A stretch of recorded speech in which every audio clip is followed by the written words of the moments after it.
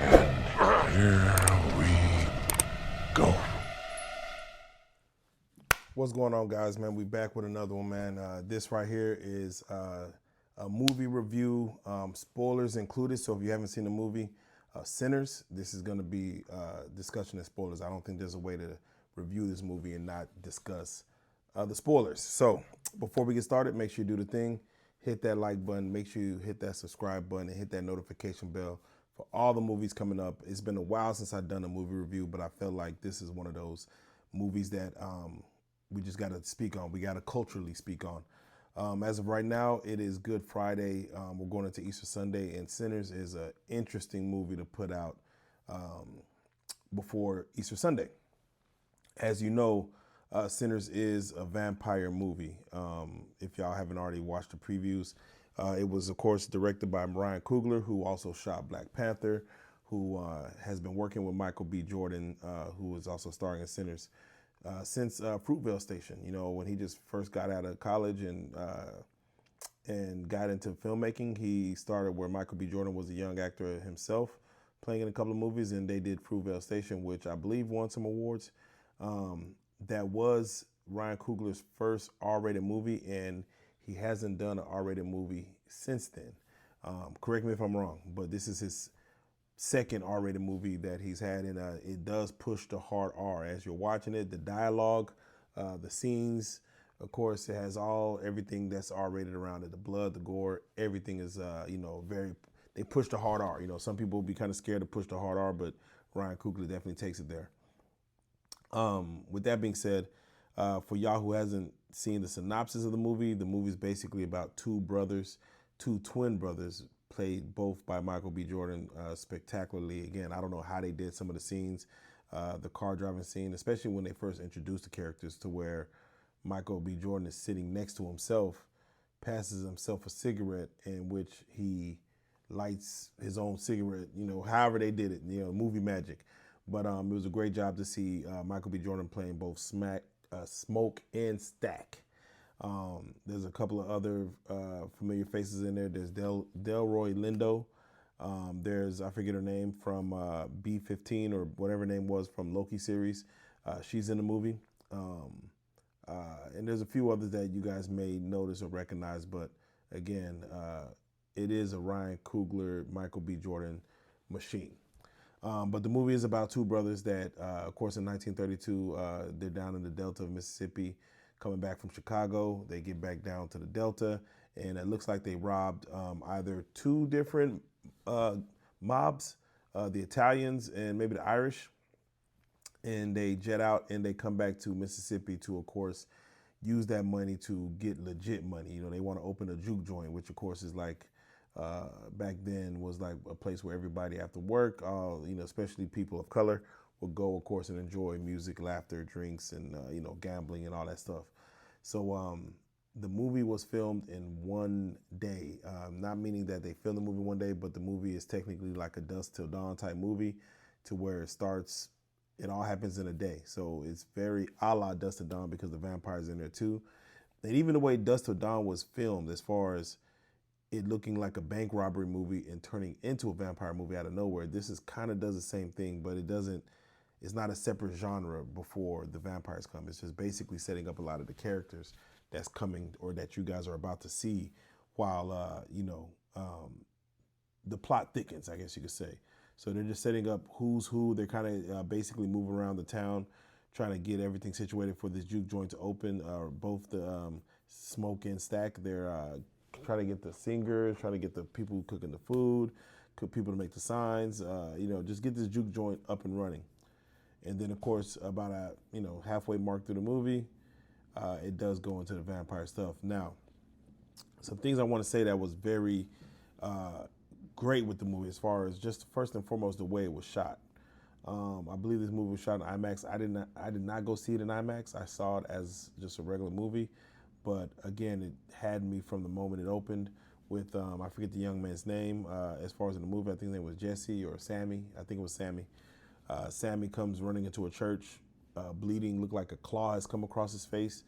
And of course, he has a broken guitar, and he goes to his dad, and his dad is praying for him. And of course, it cuts back to one day earlier. So you already see like something happen to where he's injured, he's bloody, a demon like he scratched his face, and we're about to be in for a ride. So, and I believe the guy who plays Sammy, this is his first movie, and even at the end credits, Ryan Coogler shows Michael B. Jordan as the main star, and then he had introducing every other character, of course, and adding the Delroy Lindo and a couple other characters but he introduced a lot of people who have not acted before. So kudos to kudos to Ryan Coogler for doing such a thing. But with that being said, yeah, so just to kind of give you my take on the acting and everything else in the movie, again, Michael B. Jordan, spectacular. It was a lot of times that you're trying to wonder which one to Smoke, which one to Stack. But you kind of saw that they played off each other as far as wearing blue and red, Smoke wearing blue, Stack wearing red. And immediately you see that Stack, after he shoots a couple of guys trying to steal from him, that Stack may be the guy that's going to be at the end of the movie shooting the Tommy gun or whatever it was. So I thought Stack was going to be the aggressor. And I also just, you kind of see how the movie's about to go, that possibly that his other brother, Smoke was the one going to be shooting the Tommy gun at the end. I apologize. I be mixing up the names as I'm talking about, the one in blue. And I figured that I don't think Stack, the one in red, is going to make it to the end because, again, it's kind of hard to show both brothers. But me even thinking that we're only going to get maybe half of the movie with Stack, no, Stack and Smoke is throughout the whole movie. Don't get it twisted. Michael B. Jordan plays both roles throughout the whole movie. There are some love scenes, sex scenes in the movie that's interesting. Again, don't take your kids to this movie. It's not nothing if you're not ready for them to see what pull behind that. If you're not ready to have the conversation of birds and the bees with them, do not take your kids to this movie. It is one of those type of movies, if you get what I mean, a hard HBO movie. There is a actual, again, and I'm questioning, is the movie technically a musical? Because the movie is, from the moment it turns on with the church scene, it's in song. The main character, guitarist, it's in song. They have a very big musical number scene before the vampires come, to where, in which I guess Ryan Coogler is showing the essence of music, especially through the black community, where he's showing the beatboxing, the DJs, the mixing DJs. He even shows the masquerade from African culture. He shows the geisha from Japanese culture. He's showing the MC. He's showing a lot, the rock band. He's showing a lot of musical throughout this number where the Sammy's singing his blues song. But again, I would say the movie technically could be considered a musical because I don't see how it works when the music is taken out of it. Even the vampires introduce themselves in song to everybody else. So they introduce themselves in song, and they actually do a song ritual. And even the main vampire's whole goal and what drove him out was because of Sammy's voice. And he said, I wanted that voice to, use in the afterlife, or to just use. You got such a great voice, so I'm here for Sammy. And I do believe that was a specific goal of the vampires, to get there strictly for Sammy. So with that being said, some key scenes, of course, it looks like, I think the movie was, I forgot the movie, the vampire movie, Tales from the Crypt or something, where a vampire had to be let into the house before they could come in. And they use that a lot as far as the vampires coming up, saying, can you let me in? And you have to let them in order for them to do their thing. A lot of funny moments came of that because, of course, there's one guy, I forget his name, but he left to go take a piss. Come back, they won't let him in. He's giving all kind of reasons why he needs to be let in. 1 second. He's giving all kind of reasons why he needs to be let in, and they don't let him in. Michael B. Jordan, he asks Michael B. Jordan for some money. Michael B. Jordan puts his hand out. He puts his hand out. Michael B. Jordan takes his money, put it in his hand, and goes. Vampire goes in for the kill. So all this is great imagery. It does make you wonder how they're going to get out of this night. It's almost like with From Dusk to Dawn. How are they going to get through the night? And as you watch it, one of the Asian actresses, her and her husband have a daughter at home, and her husband goes outside. He gets turned into a vampire quickly. You already know everyone's outside going to get turned because they're outside. So as he's coming back in, or as she's wanted to go out to save their daughter, she ends up yelling, "Let him in." And I'm like, man, here we go. Here we go. Like, y'all could have survived the night just by staying quiet. And she said, "Let him in." Anyway, so that's the only frustrating part I had with it, and also some of the ignorance that was played by not only Stack but Smoke. I'm like, someone's getting bit, someone dies. It seemed like the only smart person was the voodoo lady, and she's like, "Hey, we need to take these bodies outside. That's not your brother." It seemed like that was the only smart person around. Everyone else seemed to be moving on dum-dum mode. So, with that being said, no, the ending itself, of course, Garlic using that. They had some funny moments playing into Garlic, stakes, silver bullets. They used all the, things that you would think of in a vampire movie. And it gets a little hokey as far as how they survive, but they do survive, and you actually see the movie tell a different story as far as with the KKK. And Michael B. Jordan fighting, of course, going against the KKK towards the end, basically massacring them all. And it does tell the movie does tell a story, and it's funny because I'm out here in Texas now, I'm out here in Frisco now, and there was a recent story of a kid who got stabbed, a white kid who got stabbed by a black kid that is kind of causing racial stir. And the white kid was a twin. So when you see this movie, it does take some.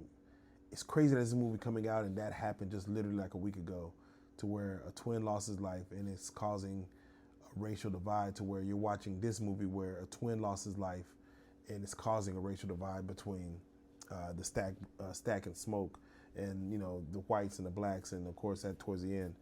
A lot of people are gonna, of course, as this movie ends, a lot of people are gonna start walking out the theater. I would suggest you do not walk out the theater. Do stay inside. Do stay seated, as there is a mid-credit scene that when you watch it, you think you're watching something that's going to be very quick, very just kind of showing something like a Marvel movie, but the way this thing played out is actually the very end, because it shoots almost like 70 years later.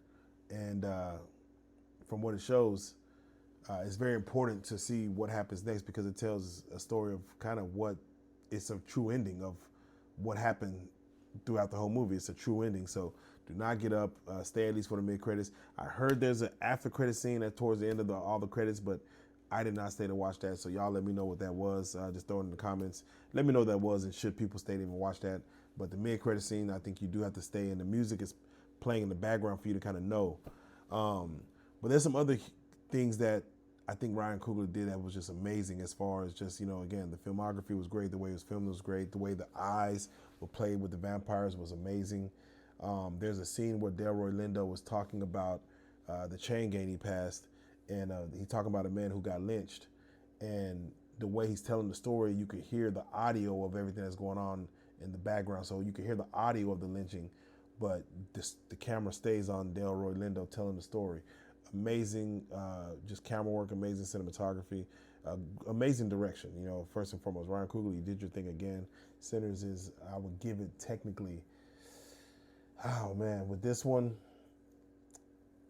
I will give Sinners an A-. I want to say a B+, because there's some things that I would have done differently, but it's hard for me to nitpick when, the genre is not new, but something filming it like this, filming at this time, and again, the execution of having the two brothers played by the same character, putting it out on Easter, having the musical references in there and the cues in there, I think it's one of those movies that's going to stand the test of time. So I got to give it an A- in regards. So if y'all haven't seen Sinners, y'all stop what you're doing. Take it out.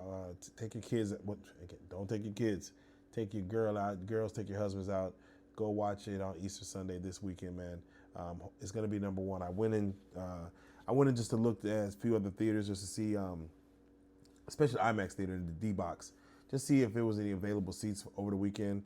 I'm going through from not only just the 7 o'clock, 11 o'clock, 1 o'clocks are full. I'm going to 10 a.m. Those seats are filled to the brim.